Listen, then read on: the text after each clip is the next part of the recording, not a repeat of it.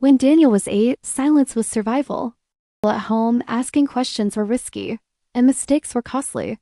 Being noticed often meant being corrected, shamed, or dismissed. So he learned the rules early. Be small. Be useful. Don't draw attention. Stay safe. His nervous system learned them well. Years later, the boardroom unknowingly echoed the classroom. A raised eyebrow felt like danger. Feedback sounded like condemnation. Authority felt unsafe. His body did what it had always done to protect him.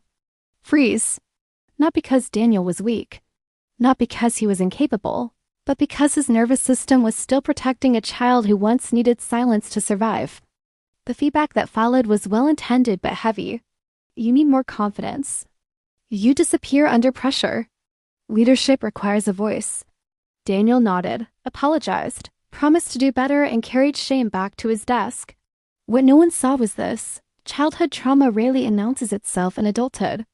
Childhood trauma shows up quietly in overfunctioning, people-pleasing, perfectionism, emotional withdrawal, fear of visibility. In the workplace, trauma often looks like professionalism, not because something is wrong with the person, but because their nervous system learned its lessons in a very different environment. Healing began not with becoming louder, but with becoming safer. Someone finally asked him a different question. When did this pattern first keep you safe? In that moment, Daniel realized his silence wasn't a flaw.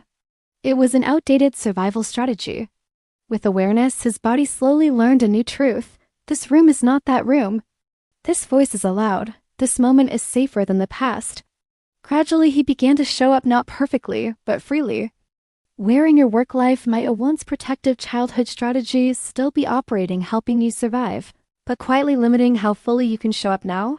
Awareness doesn't rush change. It simply opens the door.